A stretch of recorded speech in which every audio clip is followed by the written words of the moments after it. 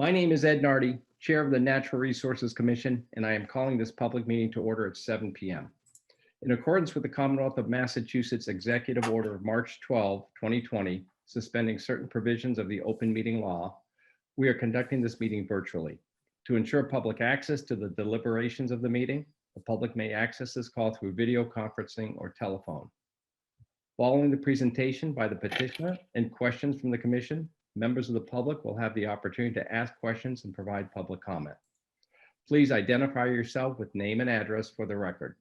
You can also raise your hand from your phone by dialing *9 and use *6 to unmute. All video screens will be turned off with the exception of the commissioners, Delia, and the current petitioner. Once the commission has acted on an application, the petitioner is free to leave the meeting. Screen sharing will not be permitted unless absolutely necessary, and all votes will be taken by roll call vote. In the event of any technical difficulties, all matters on the agenda that have not been heard will automatically be continued to the October 6th NRC meeting. At this time, I would ask the commissioners to introduce themselves. Greg? Greg Higgins. Sarah? Sarah Grimwood. Gary? Gary Kleiman. Thank you, guys. Nick is here. Oh, he is. Hi, Nick Pappas. Oh, Nick, great. Thank you, Nick. Well, that's great. Got a full commission this evening. All right, first item on the agenda is the June 2nd, 2021 minutes. Did anybody forward in comments? I didn't have any comments. I know, Sarah, you had passed some forward. I sent some in, yeah. Yeah. Nick, any from you? No.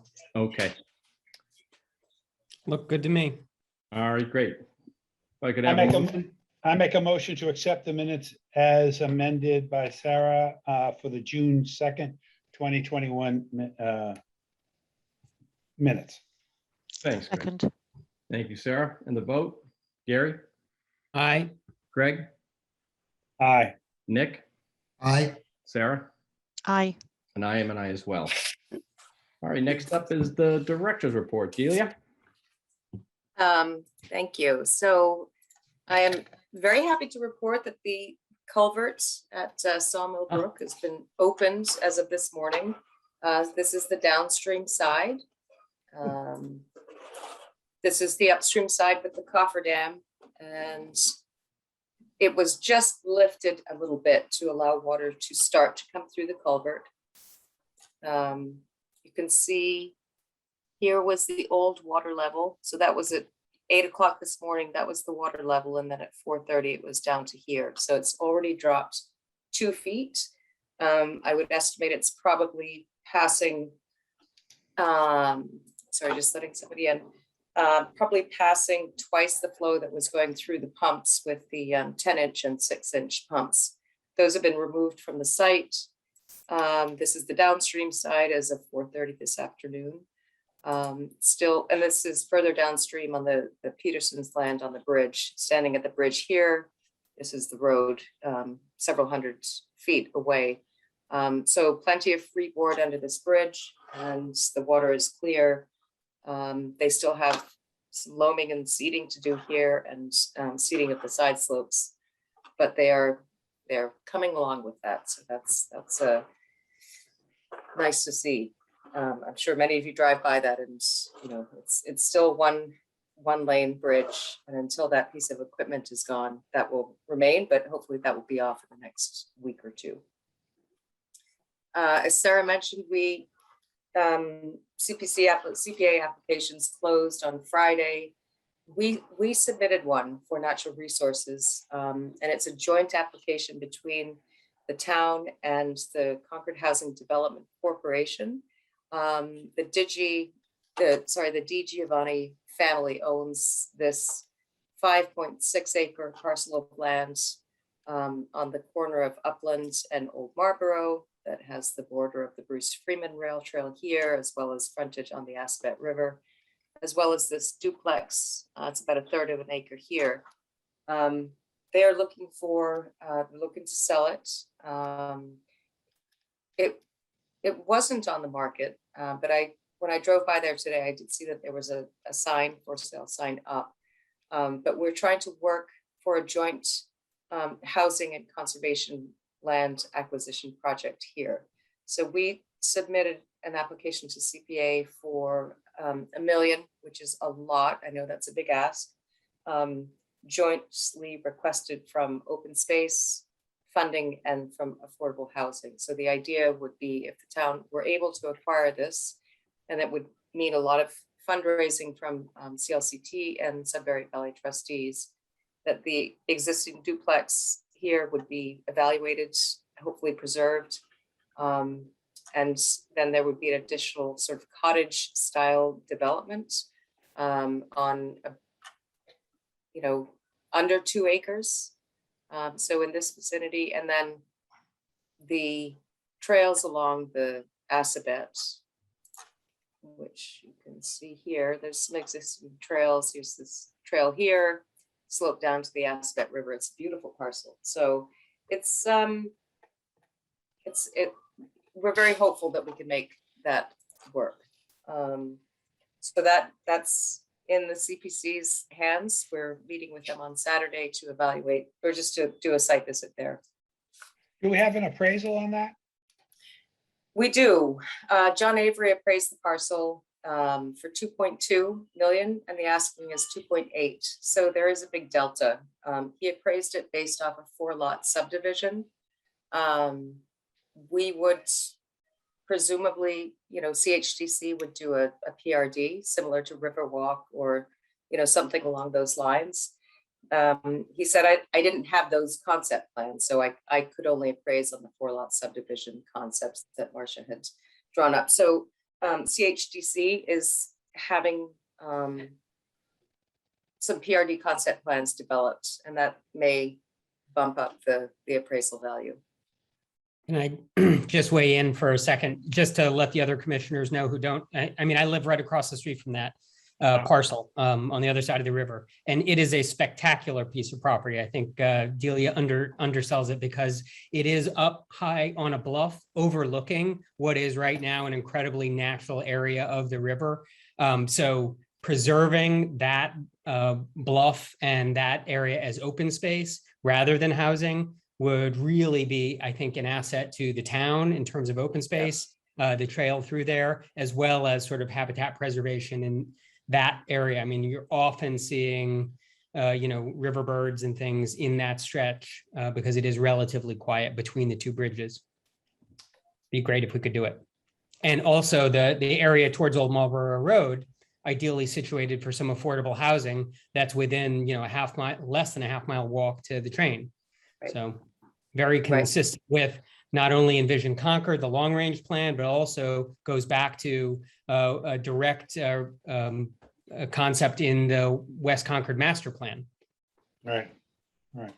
I hope you come to the public hearings, Gary. The next thing that, speaking of Envision Concord, the select board is going to be holding a meeting on November 15th to sort of see where the goals are. I think I forwarded something about that a week or so ago. I've started to pull out from Envision Concord what the Natural Resources Commission and Division goals are so that we can start, targeting those and provide some meaningful commentary to the select board on that. So hope to have that in the next, by the next meeting for you to take a look at. At the next Conservation Coffee, October 5th, which is Tuesday morning, 7:30 a.m. It'll be a little bit of a different format. Mass Audubon is going to be sharing an early preview of their master planning process for the Brewster Woods project.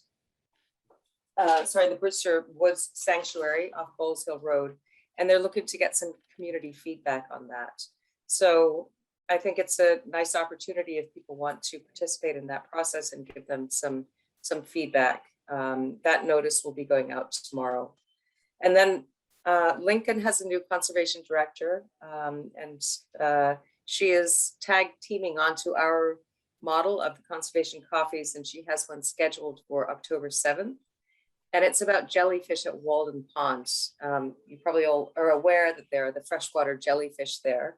They are hosting science journalist Jessica Lee Hester, who will be discussing their life cycle, how they might have arrived at the pond, and what role they play in the ecosystem. So that is, if you want that information, I can forward that along to you. And that is it for me. Thank you. Thank you, Delia. A lot of good things happening. Let's see, we have one hearing scheduled to be opened and continued to October 6th. Then we have 3 just to be simply continued to October 6th. So I'll need a motion on both.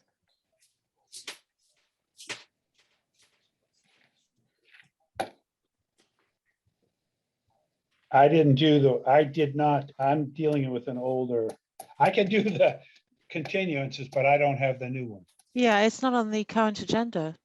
I think the latest agenda got posted late, and it Oh, did have Okay, a continuance for the 821 Strawberry Hill Road. So Oh, okay. Sorry, so I if you missed, want haven't to, seen if that one. someone just wants to take the 821 Strawberry Hill Road address, and that gets opened and continued to October 6th. I make a motion to continue 821 Strawberry Hill Road till October 6th. 6th. 6. Yeah. Second. All right, and the vote. Nick? Gary? Aye. Greg? I Sarah? Aye. I am an aye as well. I make a motion to continue without discussion this evening, DEP file number 137-1577 and DEP file number 137-1567 and DEP file number 137-1578. Second. Thank you, Sarah. And the vote, Nick? Aye. Greg? Aye. Gary? Aye. Sarah? Aye. And I am an aye as well. Thank you, guys. All right, so our first hearing this evening, Ross Redrick's BED LLC, 777 Virginia Road, DEP file number 137-1574. And before we get going, as you know, and thank you, Massport, for forwarding the letter, regarding Massport's exemption to certain local bylaws. Obviously, town council will be taking a review of that, so nothing will be decided this evening, since I think we received the letter just a couple of days ago. But I have seen and I do understand there's been some good progress made. So if you would like to update us on that, that would be appreciated.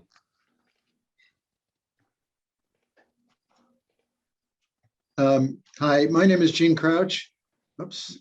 I'm with Vanessa Engen-Breslin, I'm Senior Environmental Scientist.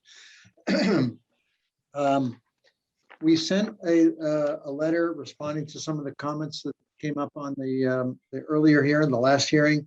It was dated September 10th and included a couple of figures, and I'll be happy to go through that with you item by item if you'd like. With this letter was attached a couple of figures. If I can share my screen. You can. Okay. And I want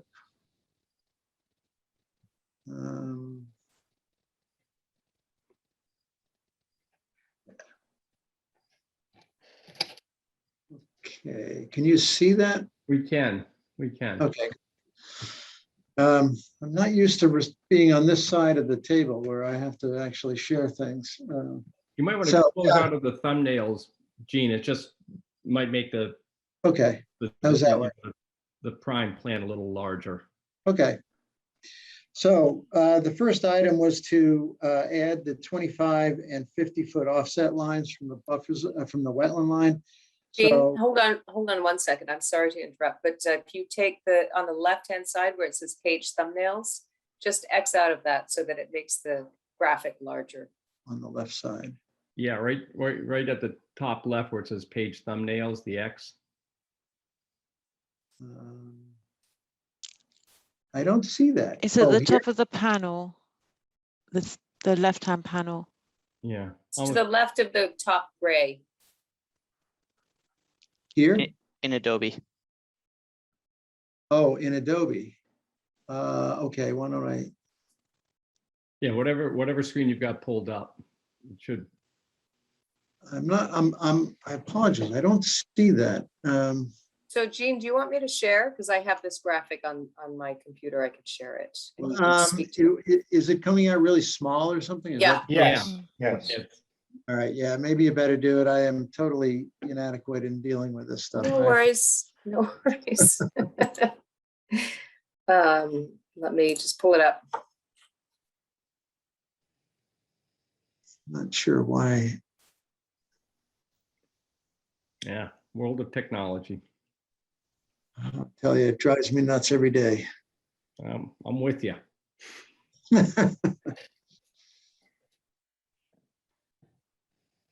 There we go. Should I stop? Oh, can you see this now? Yeah, yeah, we're all Oh. good. All right, I just put it onto a different screen. Okay, then I can even zoom in a bit. Yeah, that's wonderful. Yeah, much better. Okay, all right, good. All right, I just put it on a different computer screen and it works. Okay. So the request was to add the 25 and the 50-foot offset lines from the wetland line. So that was included here, and I know, and that's of course the 100-foot buffer zone. I know there's been a request to, and this is actually a figure that was attached to the letter that we submitted as an exhibit. And I know, Delia, you've asked for this to be shown on the plans, I believe. So we will be revising the actual plans to include this information. The second question was, or comment was, to provide a table that shows the existing and proposed impervious areas within the 25-foot zone, 50-foot, and then 25 to 50, and then 50 to 100. Let me switch to the letter. And so this is a table that we developed. So existing impervious that is within these zones. Proposed is we're going to eliminate it altogether. This 24 square feet is essentially a wall that's going to get removed within that 25-foot zone that runs along the existing road driveway access. The 25 to 50-foot area, there's about 100-foot square foot reduction of impervious area. And then within 50 to 100, it goes up about 14,000 square feet. Let me go back to the other figure. So this shows the existing impervious area within 25 feet and within 50 feet, and then within 100 feet. That other area within the 25 feet is this 24 square feet here, which is an existing wall that will come out. Okay. And then going to the next picture graphic, this was figure 2 that was a part of the attachments. This shows the proposed impervious areas. So we have no impervious area within 25 feet. We have this sort of bluish area is the impervious area that will be within 50 feet. And then the pink area would be the new impervious area within 100 feet, the 50 to 100 foot area. And these figures correspond to that table that we developed. The third item was to show the closest points to the wetland area. And we've included those offsets here. The closest would be 32.9, and that would be the new road edge. The existing pavement is actually a bit closer than that, but that's coming out. And then the new road going up around the back of the hangars would be at the 39.6 feet. And I also understand, Delia, that you've requested that these dimensions also be shown on the plans, which we will include. The next item that was asked. That's probably not necessary. I think that would get a little busy. I think it's just the offsets that we would really. Oh, okay, so we can just, this is This is okay just good, on the yeah. figures? Okay. Yeah. The next question was, where are the, or what are the FAA operational restrictions on the plan? They were actually already on the plan, and I've just highlighted them here. They were screened back because it's an existing condition on the site. It's not something we can change. And so this line here is the limit from for an object-free area. In other words, planes can't be sort of staged out in that area. That's got to be kept clear. And then this line here is the building offset so that no buildings can be, I'm sorry, it's this line here. So no- Jean, I'm sorry, because I'm sharing the screen. So when you say this line here, do you mean this straight dashed line or the double dot dash line? I don't think so, Delia. I think we're looking at Jean's screen. Oh, okay, Yeah. fabulous. I'm sorry. I thought I was very good. Okay, well, Carry you can on. see Sorry. here, this says the edge of the building restriction line goes to this line here. So Got it's it. like here, right across the face of the, well, these are the existing T hangers. Yeah. And then there's a bunch of lines in here. Let me zoom in a little bit. I think it's this dark dashed line, which is right through here, which would be the object-free zone. This is that stands for a single yellow line, which would be the sideline of the taxiway and area. So those are the restriction areas. They were on the plan. They were screened back, so they were just not obvious. So I just wanted to point that out. The next question was, and I'm going to zoom out a bit for this. Oh, what did I just do? Was the comment about whether or not the offices can be relocated out of the 100-foot buffer zone to reduce the work in relationship to the wetland area. The response that was provided is that these offices are integral to each of the hangars. And they also provide the security access to the hangars. The hangars themselves, and I'm going to try to actually do something here that may or may not work. The restriction zone, I think I've got this right, between the air side and the land side. Did I do that right? I think it's through here. Yeah. What I've drawn in here is the restriction zone between the land side of the airport and the air side of the airport. And to get into the air side, you need to be badged or passenger. So there's a gate, there's an access gate over here, there's an access gate over here, and then the hangars in the interior of the hangars are part of the security zone for the airport. And the only way into those from behind are actually through the offices.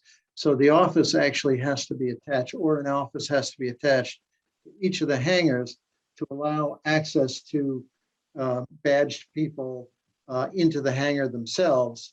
Say if they're parked over here, they would go through the office to get into that hangar.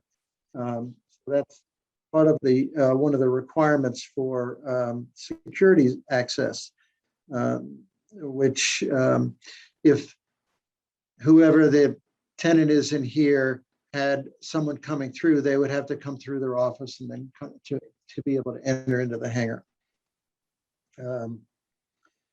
The comment about stacking the offices, if they were stacked, one, they would not necessarily be behind the hangar. They needed to be behind for access.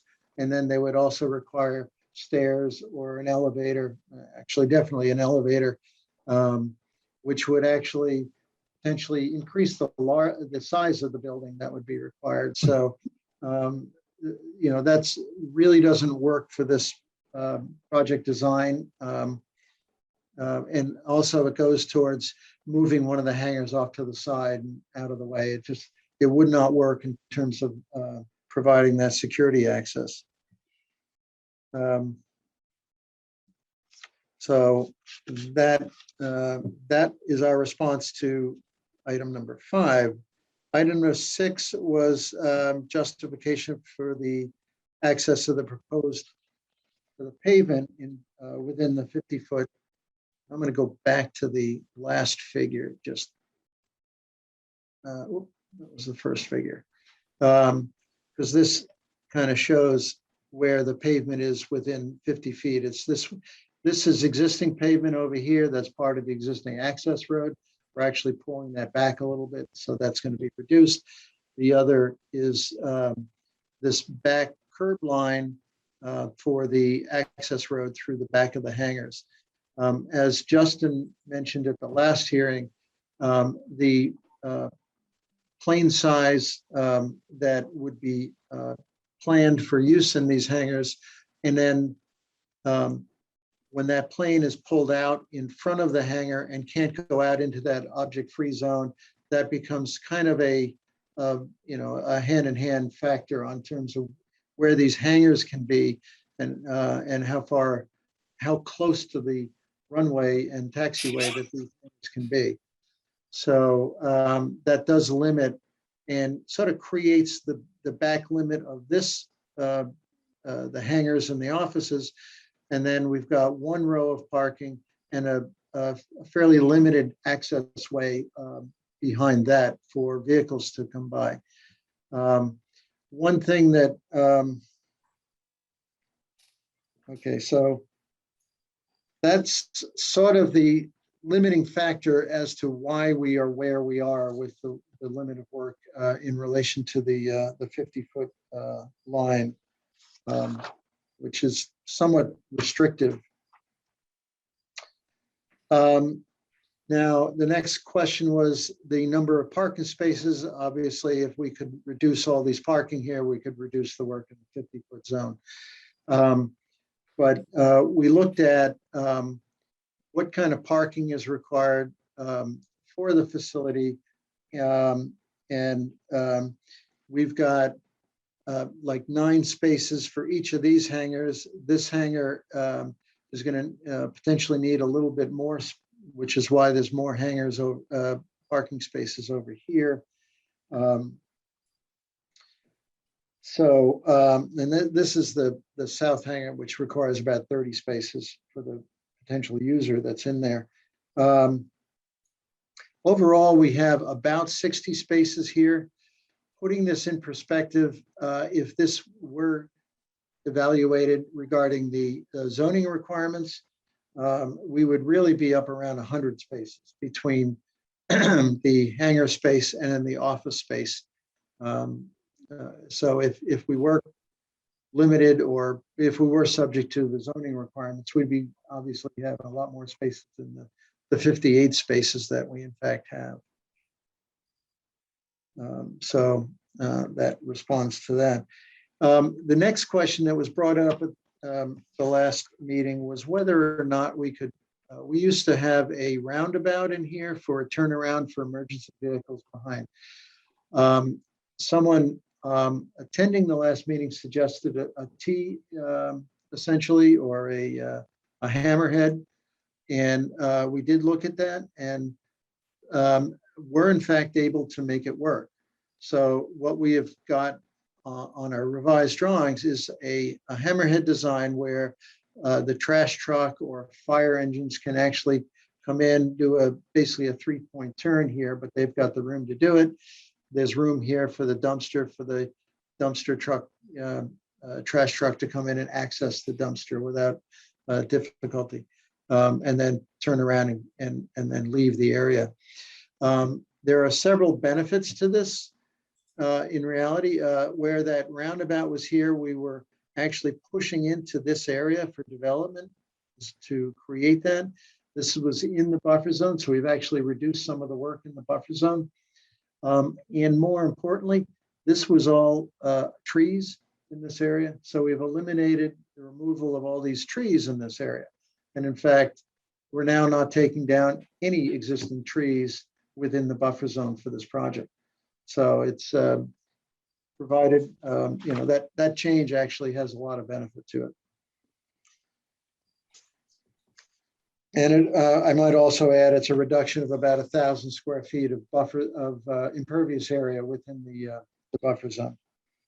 There were a few miscellaneous changes to the plans. I'm going to go back down to the plan set. Plan sheet, I should say. Actually, I'm going to go to I think I have another one here that shows what I'm talking about. Originally, the plan set we gave you was missing this manhole coming out of the detention basin. This is an underground detention basin. That's actually an outlet control structure that was supposed to be there. And what that does is it backs the water up in the basin and then lets it out slowly through a controlled orifice, just like an above ground detention basin would do, so that the water fills this and then comes out at a slower rate. Another thing that was not shown was a water quality unit, which is right here. This drainage is site drainage or pavement drainage. So it's going through a water quality unit for treatment before it goes into the system that leaves the site. All the water in the detention basin, this underground basin, is all roof runoff. So it's clean and it doesn't need to go through that water quality unit. We didn't want to unnecessarily run it through there. So it's offline of this system.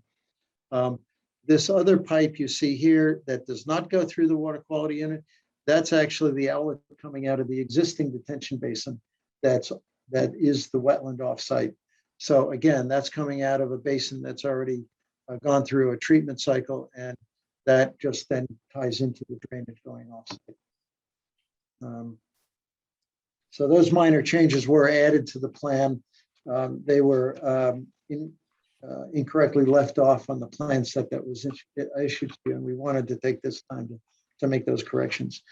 The other thing I wanted to use this figure for is to talk about the issue of mitigation for that work for the impervious area within the buffer zone. We are increasing impervious by 14,000 square feet. As we stated in our letter, we are revegetating about 12,000 square feet, which is represented by this green area. Must be colorblind. Now, I also want to point out we did not take into consideration some of these remote landscaping areas that are being revegetated or vegetated. There are some potentially other areas that we're investigating relative to coming up with the total 14,000 square feet to offset that impervious area. And we also have received the stormwater comments from the DPW. We are in the process of working through those now, and we will have responses to those to you, as soon as we can.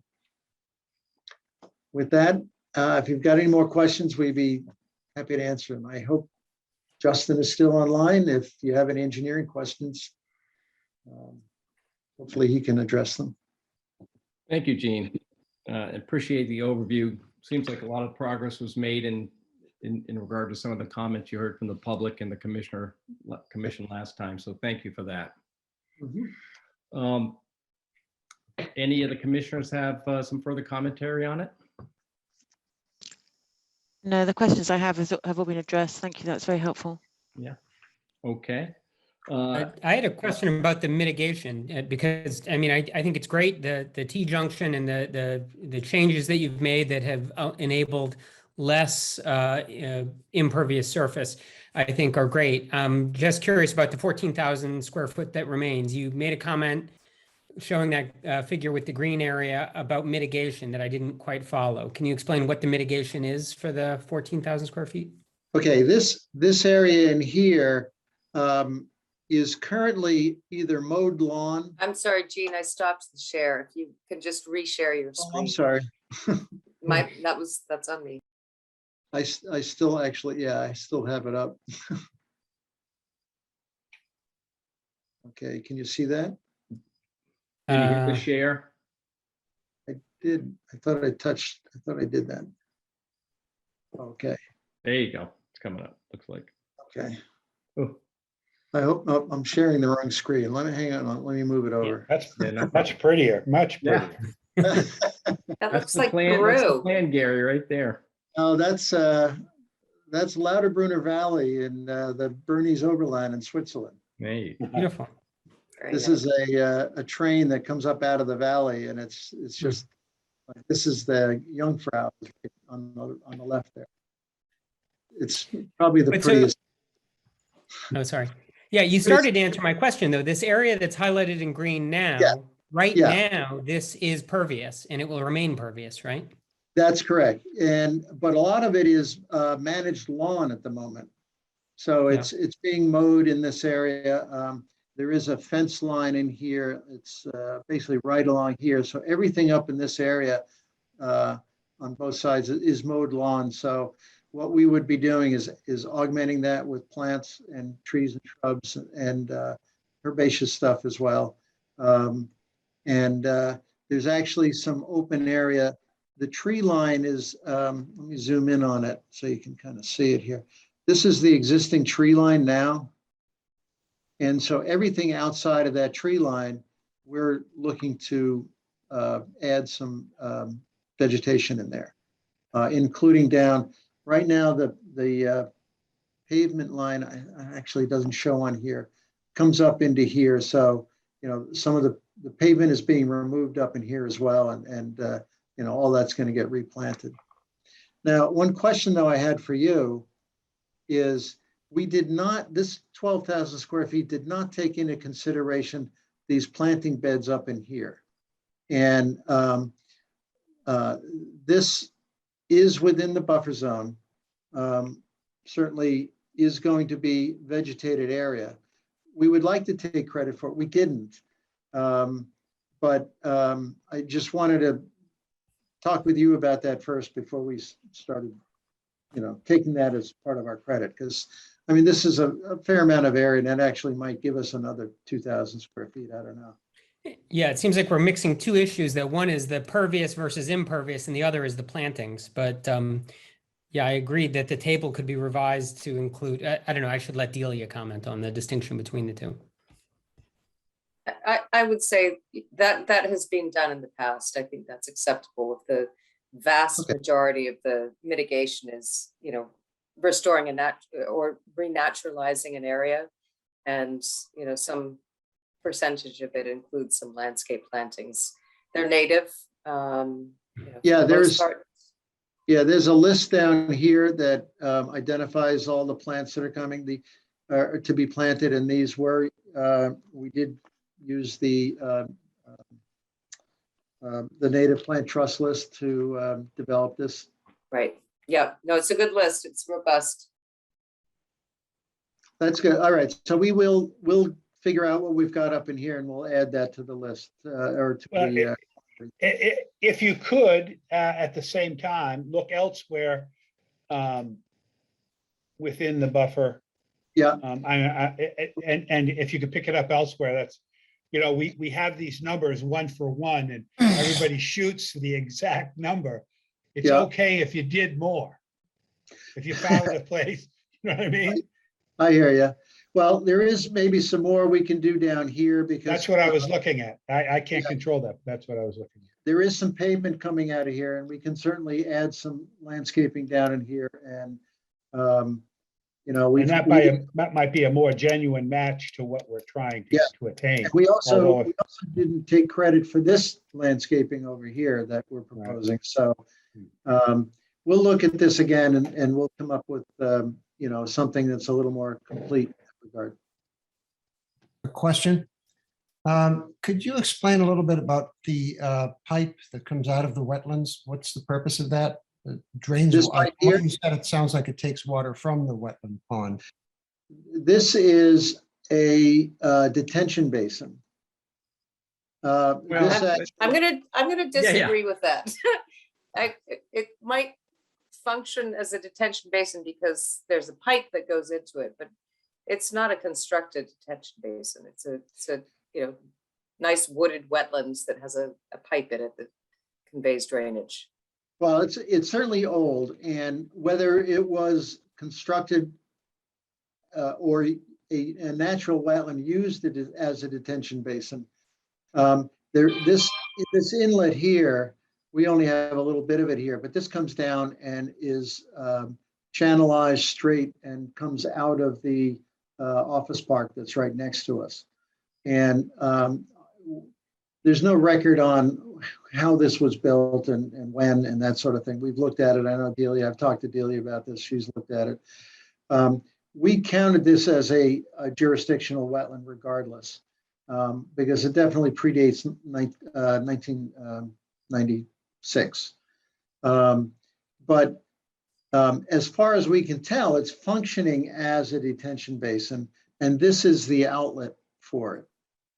Okay, and that's there. It's not something we put in. It currently goes out in this direction and then over and joins into the airport drainage system. We're not going to stop that. We're picking it up here, I think it's here, and running it, no, I'm sorry, right here. So this will all be abandoned, all the stuff under the buildings. But right here, a new manhole will be put in and it'll be tied in this way into the drainage system. So we'll maintain that flow and continue it, and it will continue to function as it does without, with the project. What controls the height of the water? What's the feedback? The outlet pipe, I would imagine. It doesn't seem to have a control structure. When I actually flagged this wetland and looking at the pipe, as I remember it, it was just a pipe basically coming out of the bank. So it's just the height of the pipe, the invert of the pipe is what controls the height of the wetland. The water. Yes, Okay. ultimately, yes. The size of the pipe, I don't remember what the size is. If more water than that pipe could handle came in, it would rise up. And that's basically the way a detention basin functions, is the outlet is smaller than the inlet, so that water fills up the basin, is held there for a little while, then after the storm is over, that water slowly drains down. Like I say, we didn't design it. I don't know if anybody designed it. They just discharged water to it and then the pipe coming out of it, so it didn't overtop. There's no, never know if they actually designed it with some, engineering calculations in mind. So then it just flows off with the stormwater from the airport, from the That's runway? correct. Okay. That's correct. Thank you, Gene. Any further comments from the commission? Okay. Any comments from the public?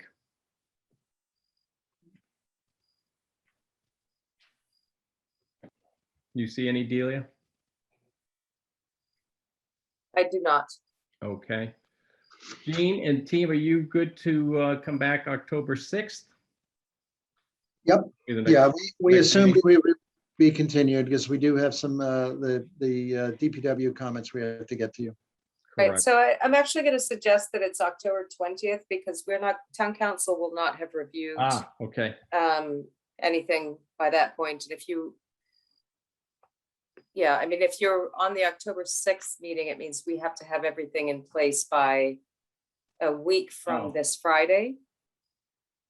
And if, there's this question about if town council is reviewing whether or not this is subject to local bylaw. And if it is, then, there's test pitting that has to be reviewed or witnessed by town staff and additional stormwater regulations that would come into effect. So I don't think there's going to be enough. I mean, Gene, you tell me. I mean, I don't think there's going to be I mean, I don't know how long your town council is going to take to review the information that was provided. Well, so we actually have to, our town council has a conflict, so we have to find somebody else to review it. Oh, I see. Okay.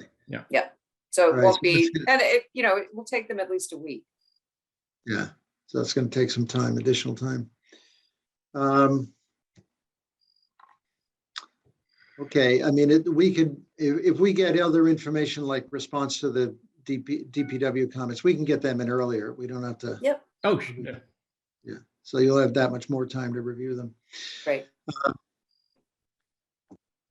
I guess that's okay. I mean, I guess it has to be okay because just the obviously- timing element. and that's a critical issue for all of us is It to is. get that review. Okay, so we'll peg October 20th to have you back. Okay, that sounds good. Very good. Thank you, Gene. All righty, we'll see you Appreciate then. the update. Okay, Thanks, bye-bye. Thank you. Thank you.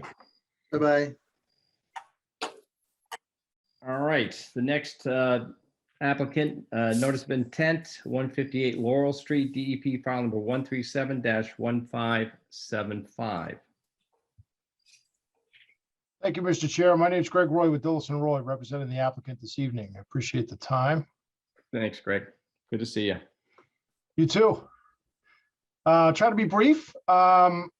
We were here, I think it was 3 weeks ago, to open the public hearing. We presented the plan that's before you, more or less. Received a few comments from the commission. And on or about the 10th of September, we submitted a revised set of plans along with a cover letter that was intended to be responsive to the questions that we received from the commission. And I'll go over those a little bit in a minute. Subsequent to that submittal, we received a couple of cleanup items, questions from staff. So we followed up with a second cover letter and plan on or about the 17th. So I'll just kind of summarize both of those documents for the commission. We added the first iteration, we added the soil testing data that we performed. So we had a soil test that we had performed. We added those test logs onto the plan that indicates groundwater elevation and the findings that we had from that soil testing that was conducted. We reviewed, we didn't say this in the letter, but we reviewed whether or not we could keep the tree that was to the left of the proposed driveway as requested by the commission. I reviewed that with the applicant. It's our feeling that that's just going to be too close to the proposed house. So we really feel like we need to take that tree. But what we have done, what wasn't shown on your initial plan was we've added several tree plantings, proposed plantings. And what we've done to mitigate the loss of both of the trees, and actually we've added a third one, and I'll talk about that in a second. But what we've done to mitigate the loss of the trees is we've added a bunch of 3-inch caliber, so good sized trees, not small, not your run of the mill nursery type plants, but 3-inch trees. And we've used the formula that's in the tree preservation, the tree protection bylaw as our inspiration for that. So I think we have some maples and some oaks, and we've dispersed those around the property. So we have included that.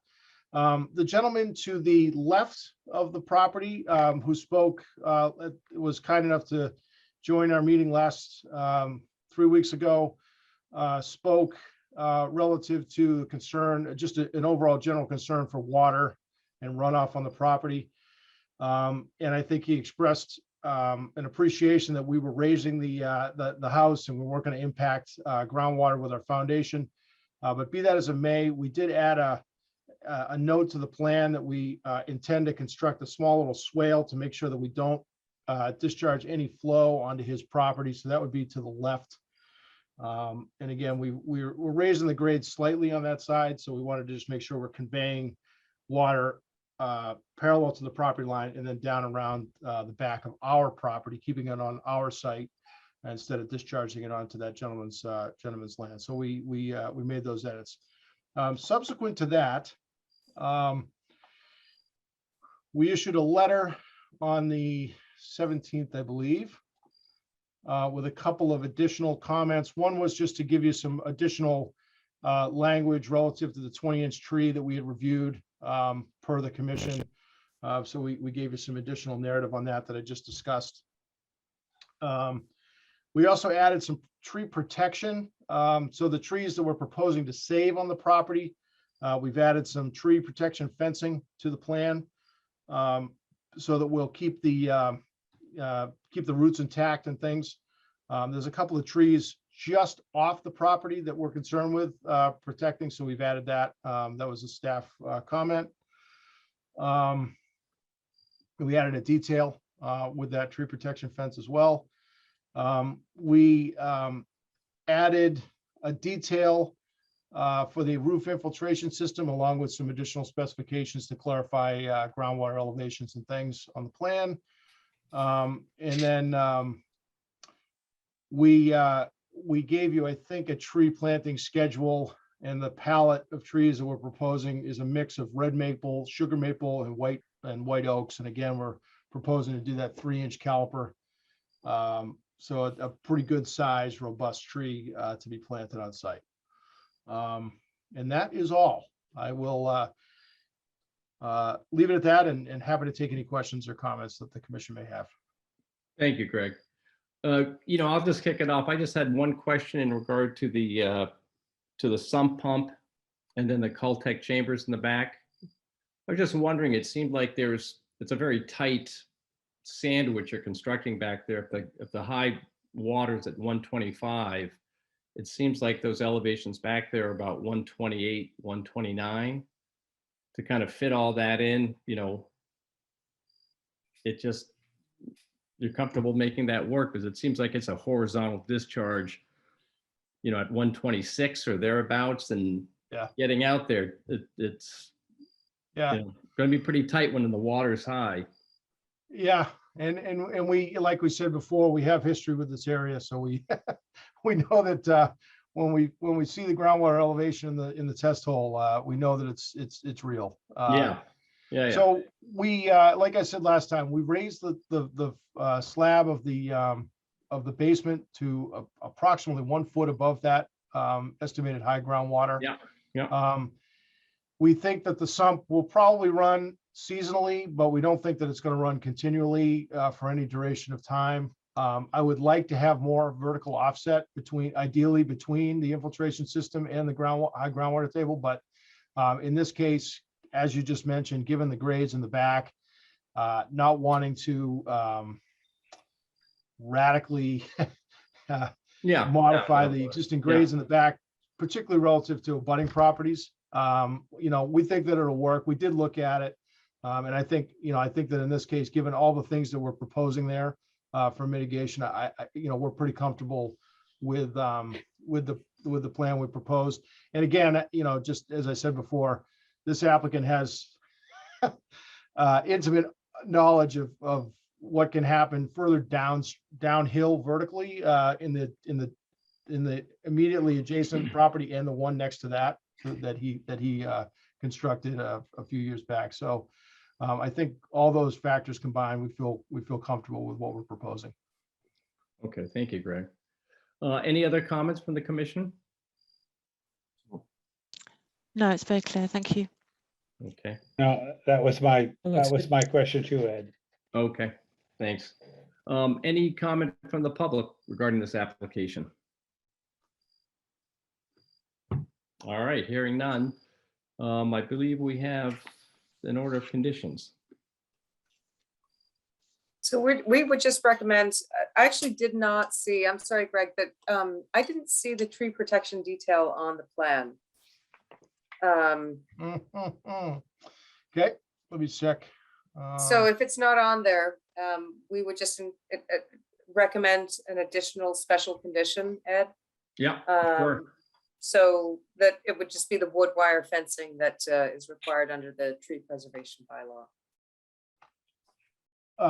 Yeah, I think so. Maybe what I did was, we put a bunch of notes on there, but we can certainly do a detail and we're happy to accept that condition. So I apologize for that misunderstanding. Yep, Understood. no worries.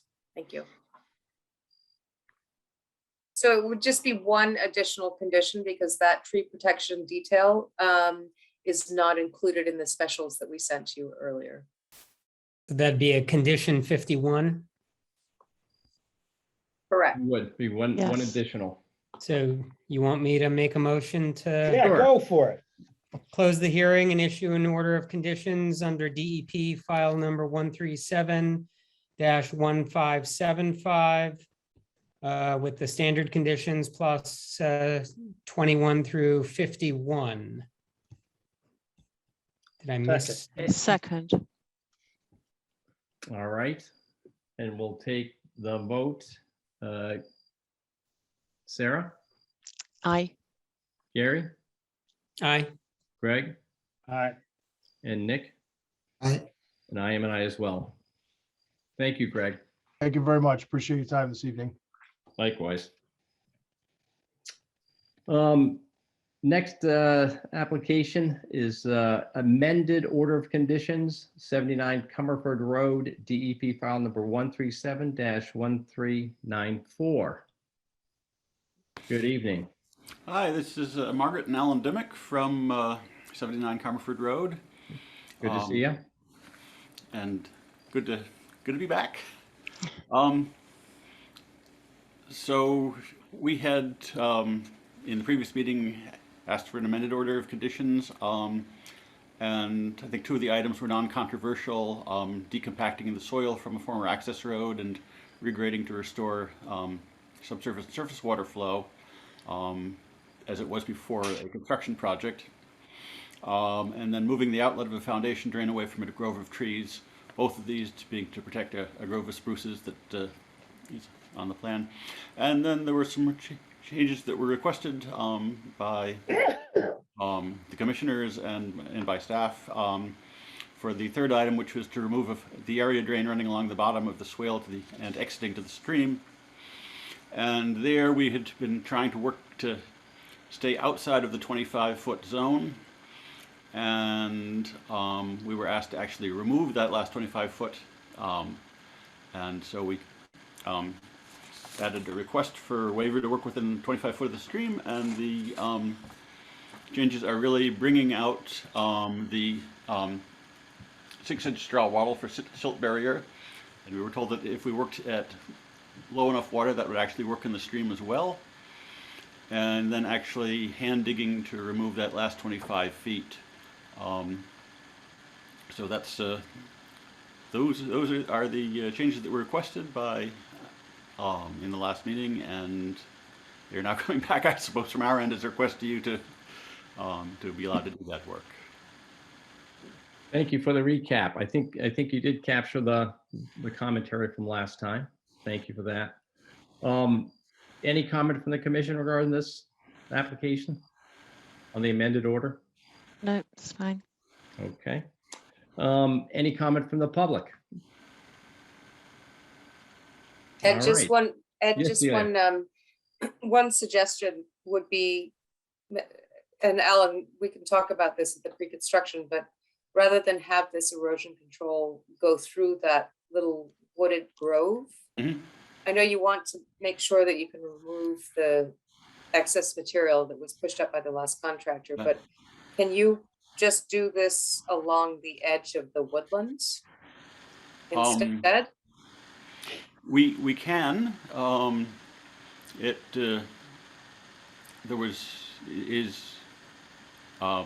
I didn't have a particular reason to go one way or the other, so it was just what was easiest to draw the line on the Sure. map. So. So we Good. can just special condition that Okay. to go around the edge of the woods. But, and the woods back up to, I mean, the garden, there's kind of a blend there of garden and woods. And so if we're together and, Yeah, in the pre-construction, you could probably just walk through that a little Yeah. bit. Yep. Yeah. that's fine. We can certainly do that. Okay.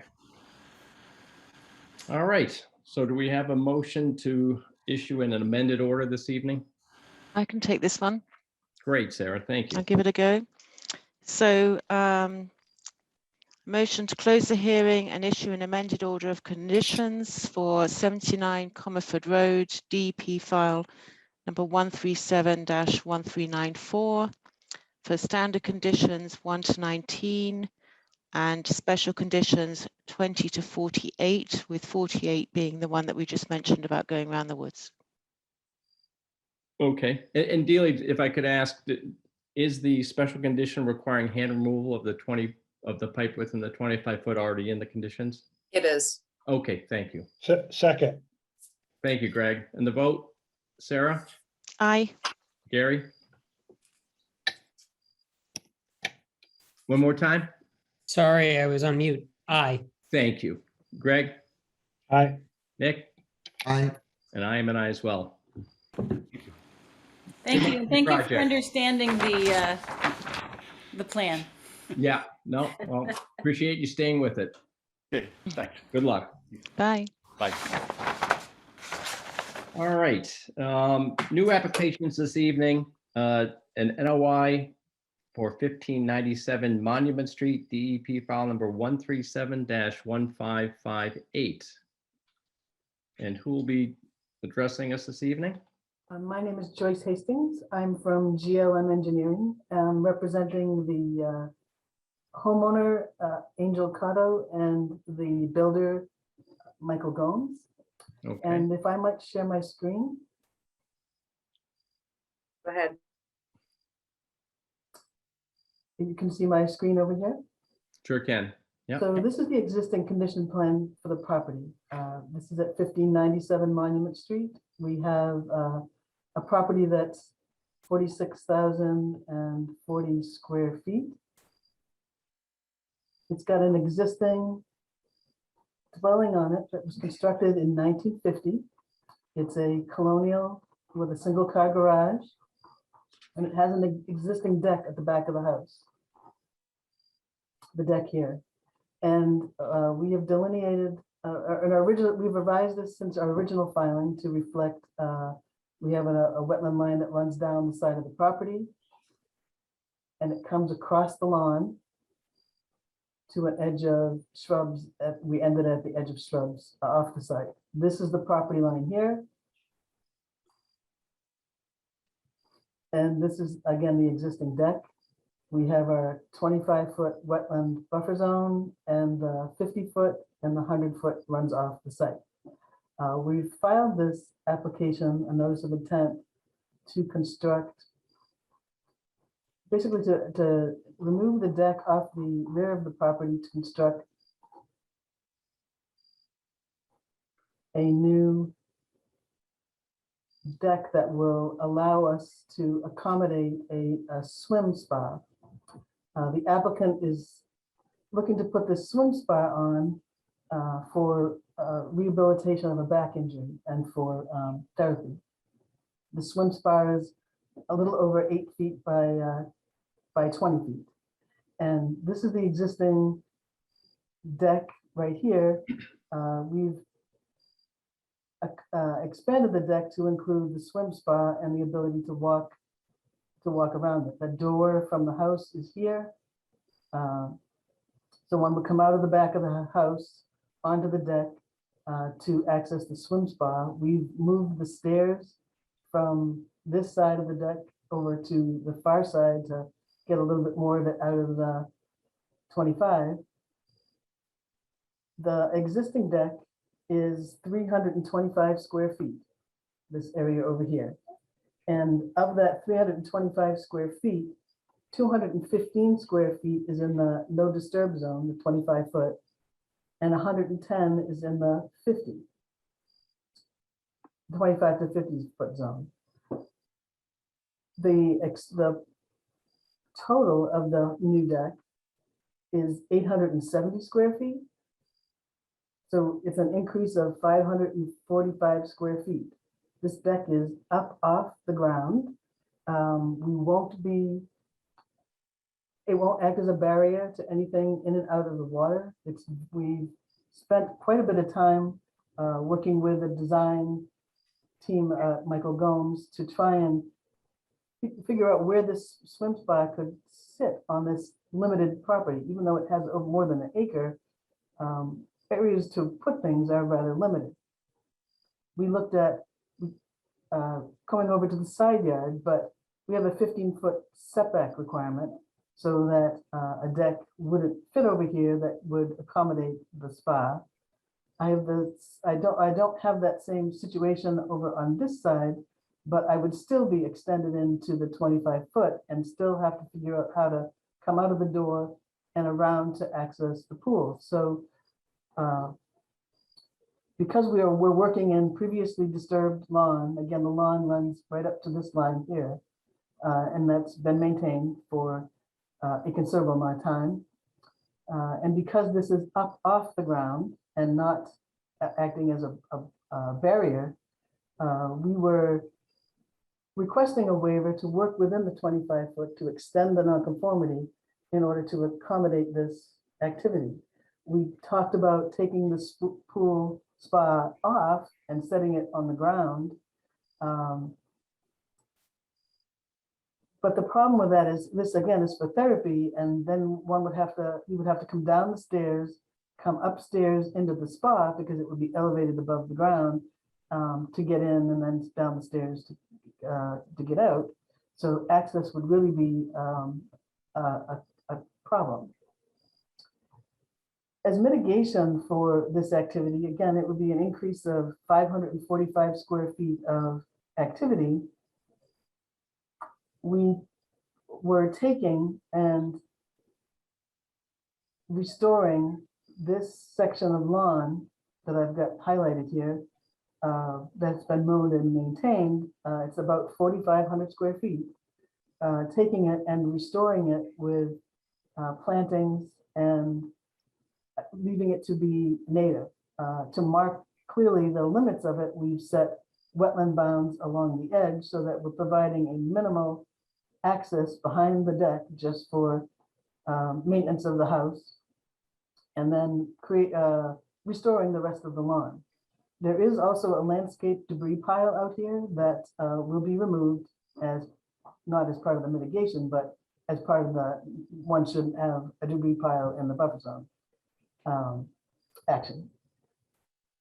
And I guess briefly, that's what our proposal is. Project access would come from the end of the existing driveway. An erosion control barrier would be, which a mulch sock would be staked around the limits. And that really is it. If you have any questions. Okay, thank you. Well, I think right off the bat, we do have a conflict of, in terms of the 25-foot no disturb zone. Delia, do you want to pull that up just so we can refer to it? Perhaps. Oh, the Same plan? Yeah. I can pull that back up if you like. Yeah, that's fine. That'd be great. As I understand it, you want to rebuild the existing deck as a replacement in kind, if that's correct.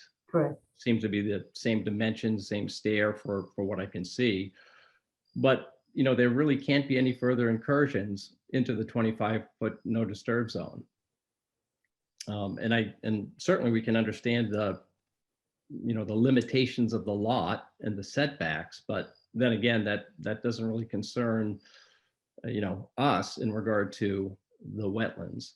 And that's, so I think the proposal as it stands today regarding the swim spa and those portions of the deck within the 25 just simply can't go there. And so that seems to be, obviously a significant issue in regard to the design. And I guess I would also note that some of the proposed mitigation, doesn't seem to be on your property. If the property line is where you advanced it, I'm not sure how you can, mitigate on another person's property. And certainly the the refuse pile should be removed because again, it's not on your property. So, you know, again, those are just kind of common sense things in terms of those last two issues, but I just don't see how the design can go forward in this manner.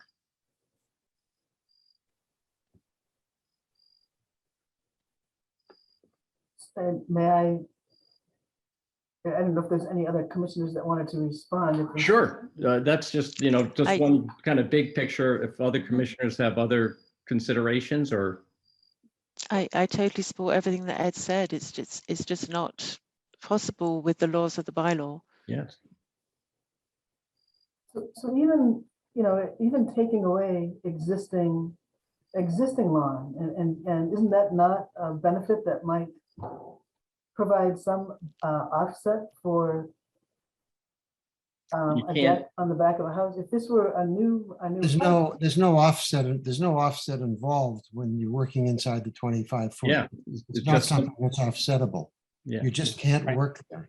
you can't, I mean, I was gonna say, I Exacerbate, appreciate that you tried to work to the side of the house where you would be in the 50. And if you could have gotten it into the 50, then we could be talking about offsets. And I think you've got great mitigation proposals here for offsetting in the 50. But what you're proposing is in the 25, which is really the no disturb zone. I think that's exactly it, Gary. That's how I see it. and I think the standard is if you're, you know, bettering the 0 to 25 naturally, if you will, that could be considered, such as, you know, invasives removal, but certainly not adding structure in the 25. It just can't be done. So just to ask questions then, so let's just say we have an existing deck with a certain amount of square footage. If I go back here, so I don't know how to,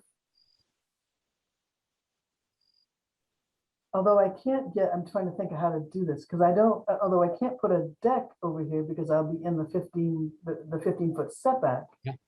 Um, Yeah. No, that's correct. I'm not suggesting I have a No, solution. I'm just Yeah. I'm asking a question. So, and not only just so, let's say I could find a way to get the pool there, perhaps elevated off the ground, but not a deck, something that would be considered a structure, and wanted to be able to access the pool.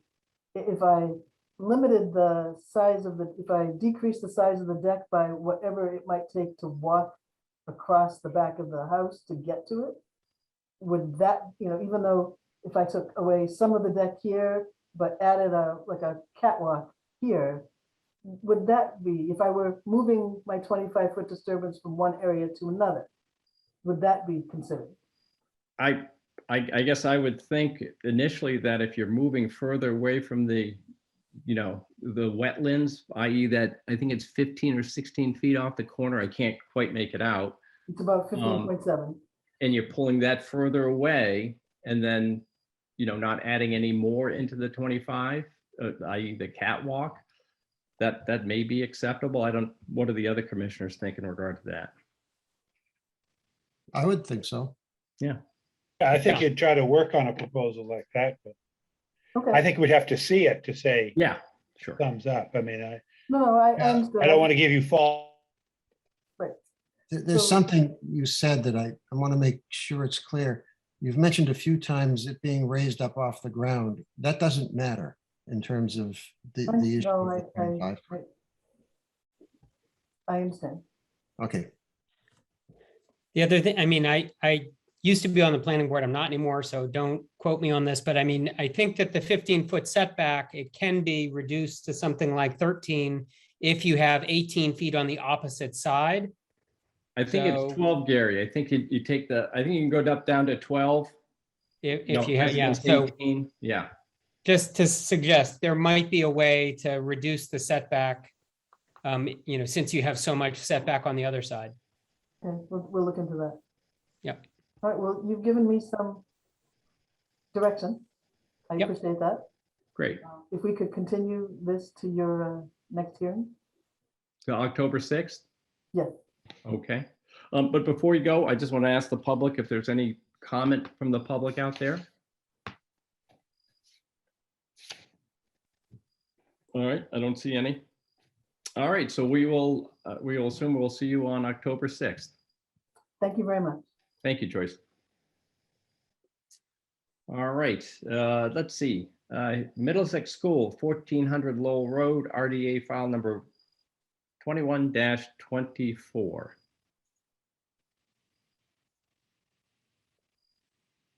Who'll be speaking with us this evening? Yeah, hi. Thanks, Mr. Chair. It's Steve McHugh. Oh, hey, Steve. Didn't see you. How you doing? I'm well, thanks. I hope you're all well. I am here tonight with, I believe, a relatively simple proposal compared to what we typically bring to this committee. Great. I was going to say, you're here so often, we just assume you're part of the wallpaper. Sorry. No, absolutely. A part of our package included a memo from Bartlett Tree Experts, basically explaining what we're here for tonight. We have 11 overgrown wolf pines, is what I was told they are. White pines, large leggy pines, adjacent to major walking patterns on campus, and as well as our library and a couple of parking spaces. This past summer, we were able to take one down that was deemed an emergency as a part of this evaluation of the trees. We took one down, found it completely hollow, and we're happy we did so. And also we're asked to take a harder look at the rest of the tree groves here. So on the south side of the library, which is on the screen on the right-hand side, there's 3 dead trees and 3 fair trees. We're looking to take them all down. Again, it is not our practice to selectively remove pine trees of a grove. We'd rather take them all down if they're in fair health. And it's the same on the let's see, that's the west side of the library there, in the foreground, and it's the same. We really would just like to take down those white pines and propose a replanting plan of, certainly in kind and some. We're looking at about 22 low bushes, and then on the west side there, we propose a smaller flowering tree that's more consistent with the landscape in the area. On the south side, which is certainly within the wetlands, outside of a 50-foot, in a manicured lawn space, we'd look to add the bushes, but also something more natural like a red oak in that space.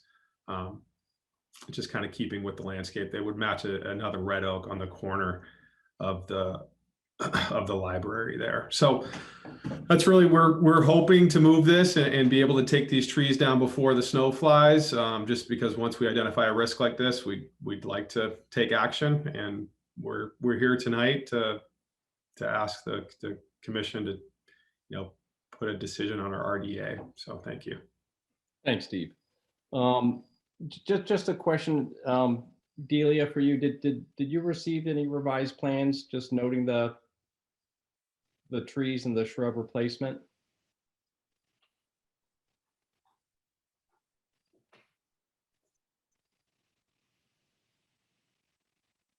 Oh, I'm not sure what's. She's muted. Delia? I hope the answer is yes. The memo that's on the screen is what we did provide. Okay. All right. It's similar to the other plan in that the areas themselves are circled and shaded. Yes, I Good. believe Thank you. So Colleen was handling this one.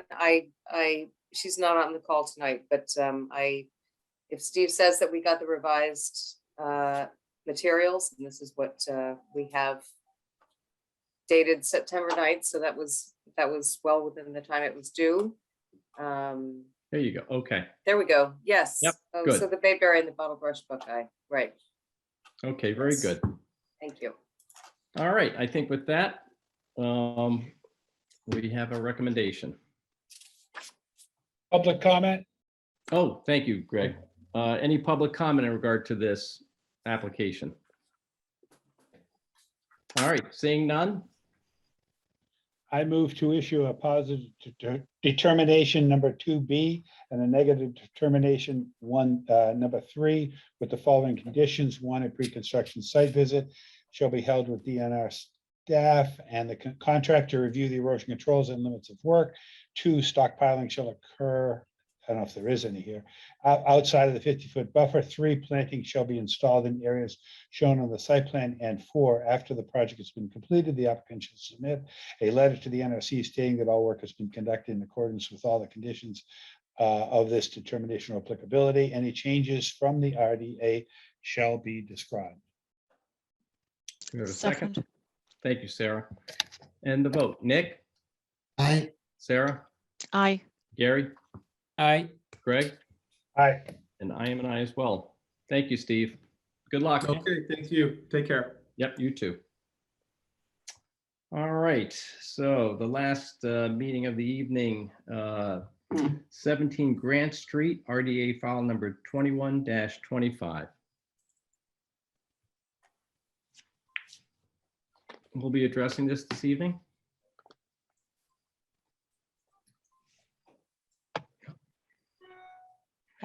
Hello, Bill Parquette will be.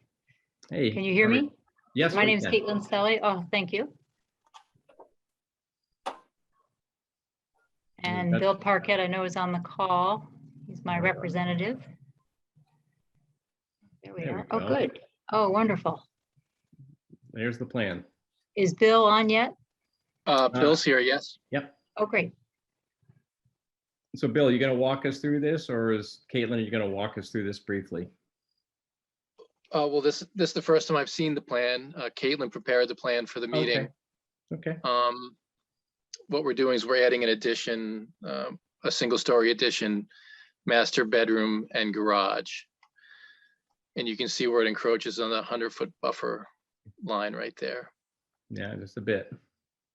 It's the bit, yeah. And there's a large, I think was it red oak, Caitlin, that needs It's to a come red down? oak. Red oak, yeah. Yes, that's the red X. And in order to make this happen, that wonderful tree that's been with our family for, I've been here 20 years, and that it's got to come down to make this work. It really butts right up against it. So we've planted, the green X's are trees we've already planted. Those are arborvitaes. The 2 orange ones are Norway spruce.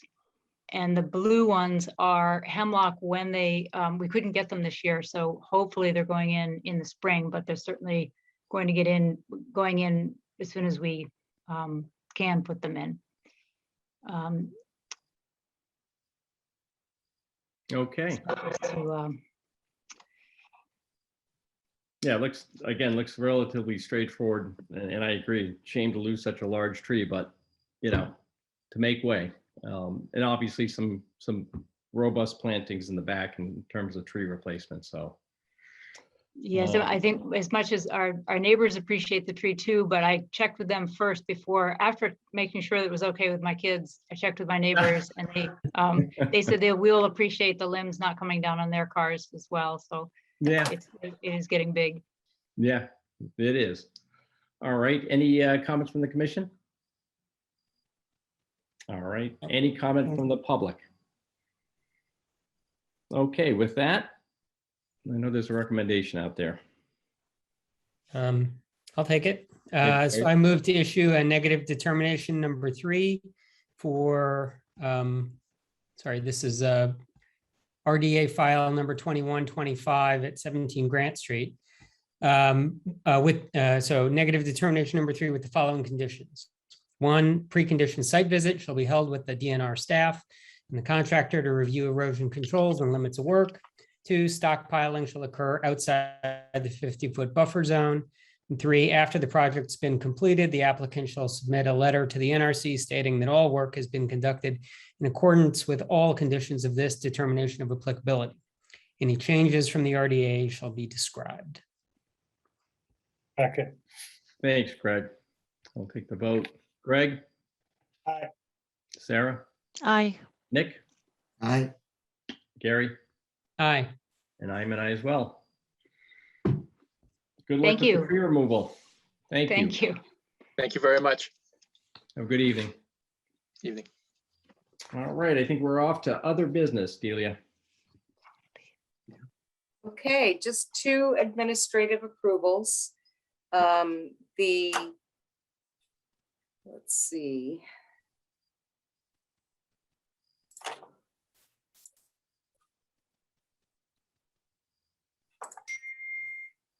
The first one is not ministerial.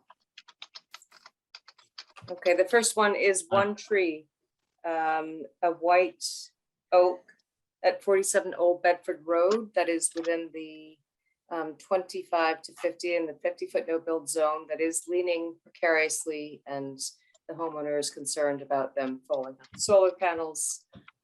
Sudbury Valley Trustees holds this conservation restriction that's shown in the hatched green.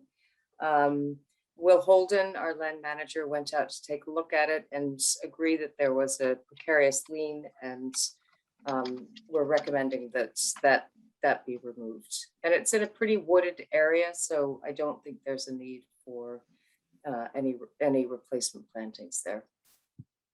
Okay, makes sense.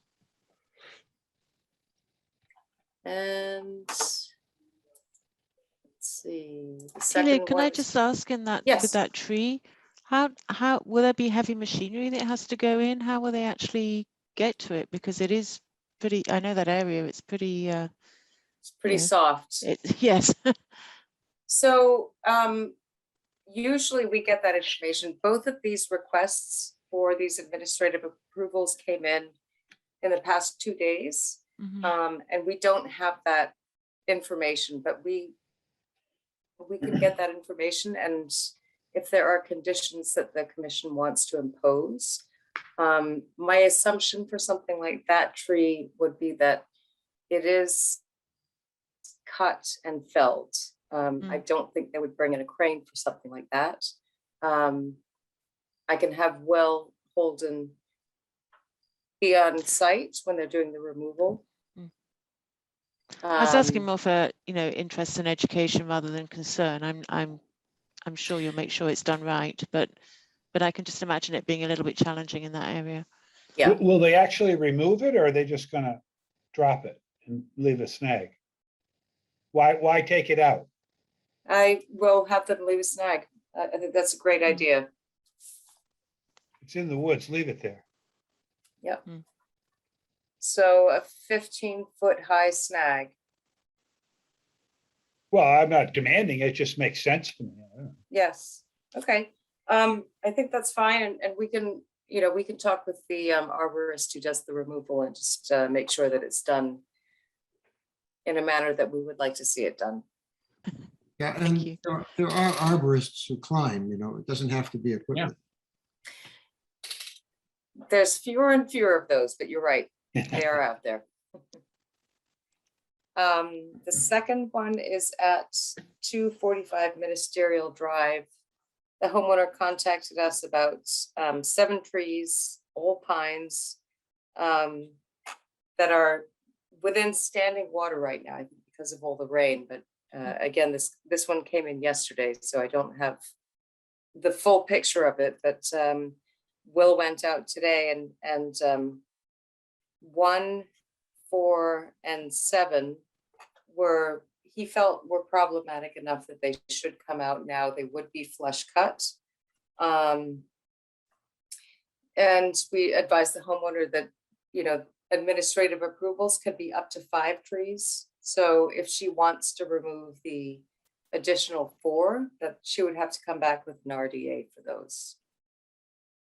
Okay. All right, so you guys will just communicate that to the homeowner and figure it out. Yeah. Okay. Very good. All right, and with that, I think looking for one more motion.